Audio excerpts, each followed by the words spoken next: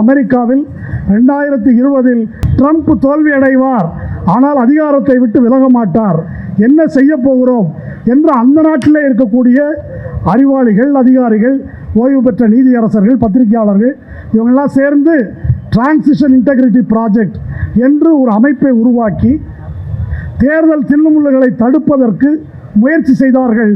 உங்களுக்கு தெரியும், 2020 ட்ரம்ப் தோல்வியுற்ற பிறகும் ட்ரம்பினுடைய ஆதரவாளர்கள் கேபிட்டல் ஹில்லை முற்றுகையிட்டு பெரிய வன்முறையை ஏற்படுத்தியதை நீங்கள் கண்டிருப்பீர்கள். அப்படி அமெரிக்காவில் என்ன முயற்சி செய்தார்களோ அதை போல இன்றைக்கு தீசா சேதல்வாத், GN ரவி உள்ளிட்ட பல முன்னணியாளர்கள் இணைந்து டிரான்சிஷன் வாட்ச் கமிஷன் என்ற ஒரு அமைப்பை ஏற்படுத்தியிருக்கிறார்கள். டிரான்சிஷன் தான் என்ன? அந்த அதிகார மாற்றம் ஜனநாயக முறைப்படி நடக்க வேண்டும் என்பதற்கான ஒரு அமைப்பு ஏற்படுத்த வேண்டிய ஒரு கட்டாயத்துக்கு நாம் ஆளாகி இருக்கிறோம்.